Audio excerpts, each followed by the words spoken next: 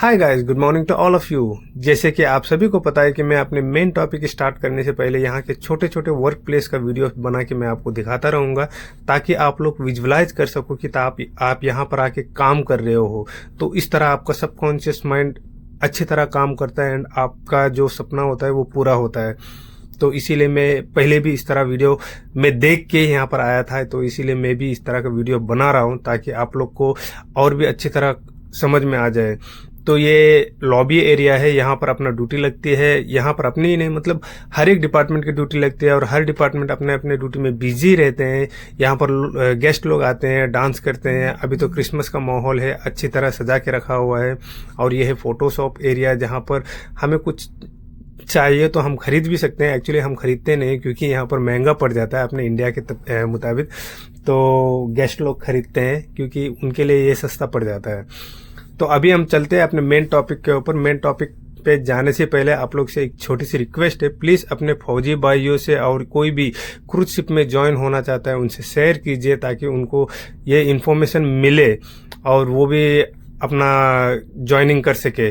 और मैं अपने शॉर्ट वीडियो में सब कुछ, जितना भी ज्वाइनिंग डेट्स है उसका लिंक सब कुछ मैं देता हूँ शॉर्ट वीडियो में, तो प्लीज उसे भी देखिए और अपने दोस्तों के साथ शेयर कीजिए। जय हिंद दोस्तों। जैसे कि पिछली वीडियो में मैंने बताया था कि इस बार मैं C1D वीजा के बारे में बताऊंगा। C1D वीजा किस तरह अप्लाई करना है। तो अभी आपने देखा है थोड़ा कुछ जो कि यहाँ का एरिया है, तो उस तरह मैं बार बार अपने वीडियो में डालता रहूंगा ताकि आप लोग विजुअलाइज कर सको, आप अपने आप को सोच सको कि वहां पर आप काम कर रहे हो। तभी जाके होता है। ये लॉ ऑफ अट्रैक्शन बहुत अच्छा काम करता है, सही में बोलता हूँ। तो देखते हैं अभी वीजा के बारे में। देखिए, यूएस में आने के लिए बहुत सारे वीजा है। कोई टूरिस्ट वीजा में आता है, कोई एम्प्लॉयमेंट के वीजा में आता है, या फिर कोई स्टूडेंट के वीजा में आता है, या फिर कोई मेडिकल के वीजा में आता है। अलग अलग चीजों के लिए अलग अलग वीजा, अलग अलग अल्फाबेट से बनाए हुए H1, B1, L1, बहुत सारे वीजा है यहाँ पर। लेकिन सी फेरर को, जो समुद्र में काम कर रहे हैं, उसके लिए सिर्फ C1D वीजा की जरूरत है। सिर्फ C1D वीजा, याद रखिए, C1D वीजा। एंड आप इसे अप्लाई नहीं कर सकते हो, एंड कभी करना भी मत, प्लीज आप कभी मत करना। इसके लिए आपको कंपनी बताएगी, यहाँ के जो रिप्रेजेंटेटिव है वही आपकी वीजा अप्लाई करेंगे। तो आप ध्यान दीजिए, आप अपने आप को सोचिए। जैसे आपको ऑफर लेटर मिल जाता है तो आपको क्रू आईडी दिया जाता है। जिस तरह हम फौज में जाते हैं, आर्मी में हमें आर्मी नंबर दिया जाता है, यहाँ पर भी उसी तरह हमें क्रू आईडी दिया जाता है। जैसे क्रू आईडी मिल जाता है, एंड उसके साथ साथ आपको मेल में ये भी आता है कि आपको कोई भी हेल्प की जरूरत हो, असिस्टेंट की जरूरत हो, उस मेल में आपका क्रू आईडी, आपका नाम और आपका पोजीशन डाल के मेल करेंगे तो उन लोग जरूर हेल्प करेंगे। विद इन 1 to 2 डेज उन लोग मेल का रिप्लाई करते हैं, क्योंकि यहाँ पर बहुत सारे एम्प्लॉय है तो सभी का रिप्लाई देना पड़ता है।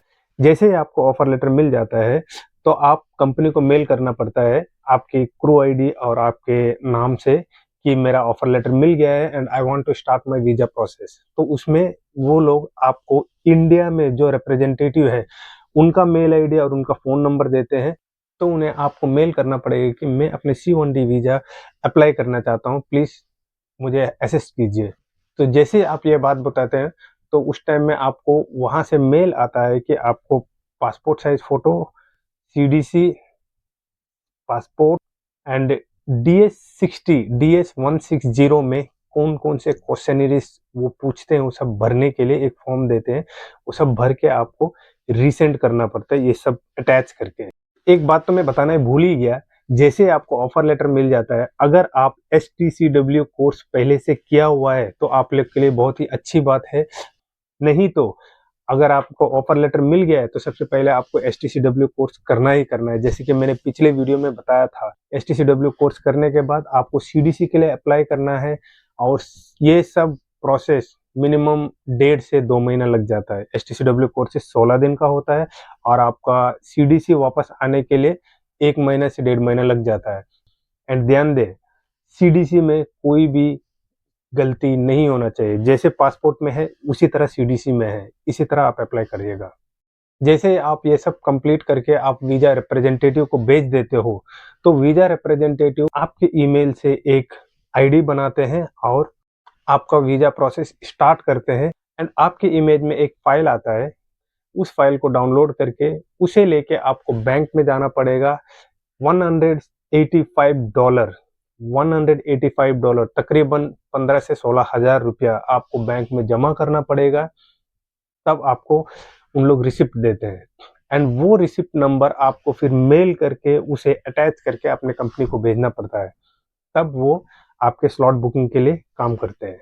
तो इंडिया में 4 काउंसलर है जहां पर आपका वीजा इंटरव्यू प्रोसेस होगा, तो वो चूज भी आप ही को करना पड़ेगा। एक तो मुंबई में है, दूसरा चेन्नई में, तीसरा हैदराबाद में और चौथा न्यू दिल्ली में। इन चारों प्लेसेस में आपका वीजा का जो इंटरव्यू होगा वहीं पर होगा। ये सब आपको पहले ही मेल में दिया जाता है, जिसमें आप अपना passport size photo, CDC passport जिसका स्कैन करके आप भेजते हो, उसी में आपको सेलेक्ट करना पड़ता है कि आप मुंबई में लेना चाहते हैं या फिर चेन्नई में या फिर आंध्र प्रदेश में या दिल्ली में। जहाँ लेना है वहाँ का सेलेक्ट करके आप भेजते हो, तो उस प्रकार से उन लोग बुक करते हैं। एंड स्लॉट्स कभी कभी 3 महीने लग जाते हैं या फिर कभी कभी 6 महीने भी लग जाते हैं स्लॉट्स मिलने के लिए, वहाँ वीजा के इंटरव्यू के लिए जाने के लिए। ये आपकी किस्मत के ऊपर है, किसी किसी को जल्दी मिल जाता है, किसी किसी को बहुत लेट मिलता है। एंड कभी कभी ऐसा होता है कि फिंगर का स्कैनिंग एक दिन होता है और वीजा इंटरव्यू अलग दिन होता है। तो जैसे आपका इंटरव्यू का स्लॉट बुक हो जाता है, तो उस टाइम में वहाँ आपको फिर से मेल आ जाता है कि आपको इतने तारीख को इस काउंटर में जाना है, आपको बायोमेट्रिक स्कैन करना है, आपको अपने दोनों हाथों का बायोमेट्रिक स्कैन करना पड़ता है। फिर अगर आपका लक ठीक है, दूसरे दिन ही आपका इंटरव्यू है, तो वहाँ पर रह के दूसरे दिन आप इंटरव्यू दे सकते हैं।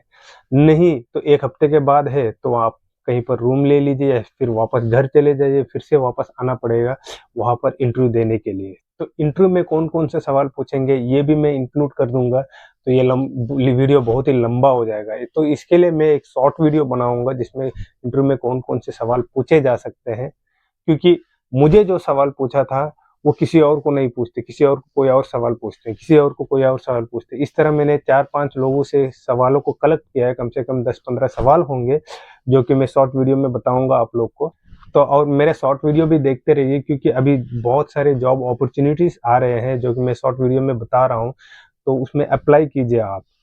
जैसे ही आपका स्लॉट बुक हो जाता है, अगर आप चाहते हो कि मेरे स्लॉट बहुत लेट हो गया है या फिर मेरा स्लॉट बहुत ही जल्दी हो गया है, मुझे और थोड़ा लेट करना है, तो इसके लिए भी आपके पास ऑप्शन है। आप सीधा अपने कंपनी को मेल कीजिए, मुझे मेरा मेल आईडी का मेरा वीज़ा स्लॉट का मुझे पासवर्ड चाहिए, तो उन लोग आपको मेल में देंगे, तो आप उसमें जाके आप रीशेड्यूल कर सकते हो इस तरह।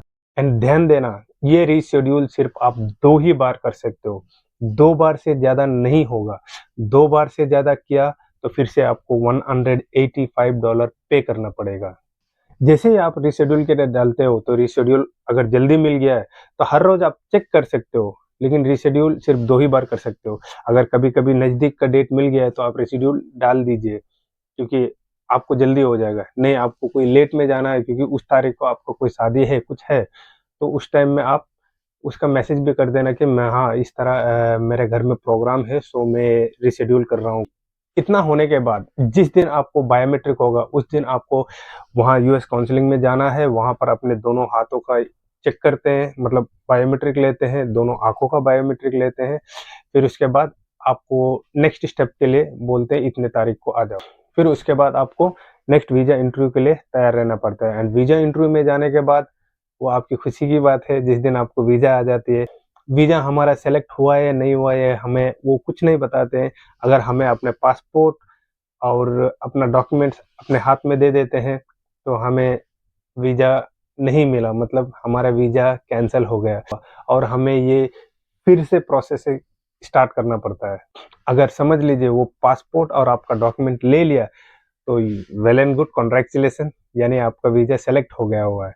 अगर आप वहीं से वीज़ा कलेक्ट करना चाहते हो, तो वहीं से आप वीज़ा कलेक्ट कर सकते हैं 1 हफ्ते के बाद।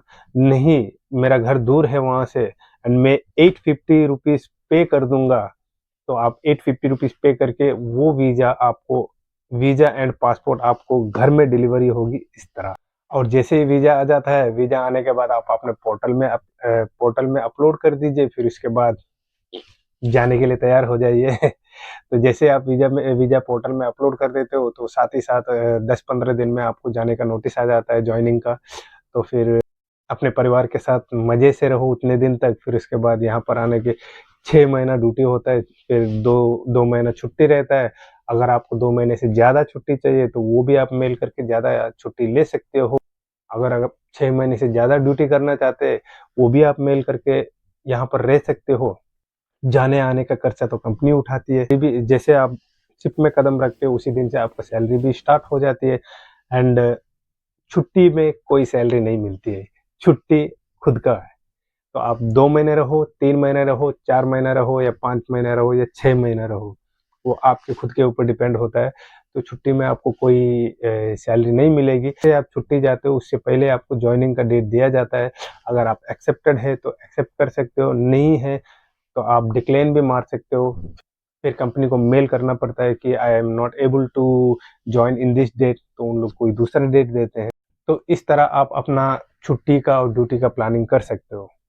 वीज़ा में 2 या 3 सवाल ही पूछते हैं, ज़्यादा नहीं पूछते हैं। उन 2-3 सवालों का आप सही जवाब दे दीजिए, बस आपको वीज़ा आपको मिल जाती है। कुछ-कुछ जगह पर जो वो सवाल पूछते हैं वो हमें ठीक से सुनाई नहीं देता है। तो मेरा पहला जो वीज़ा था वो कैंसल हो गया था क्योंकि वो चेन्नई में थी। वो चेन्नई में एक औरत थी जो कि बहुत ही धीमी आवाज़ में बोल रही थी, मुझे ठीक से सुनाई नहीं दे रहा था। और उसने क्वेश्चन एक पूछा और मैंने जवाब कुछ और दे दिया, तो मुझे कैंसल हो गया था मेरा वीज़ा उस टाइम में। फिर मैं दूसरी बार अप्लाई किया मुंबई में। मुंबई से बहुत ही अच्छी आवाज़ आ रही थी, मुझे सुनाई दे रहे थे एंड मैंने उनका सारा क्वेश्चन का आंसर दिया।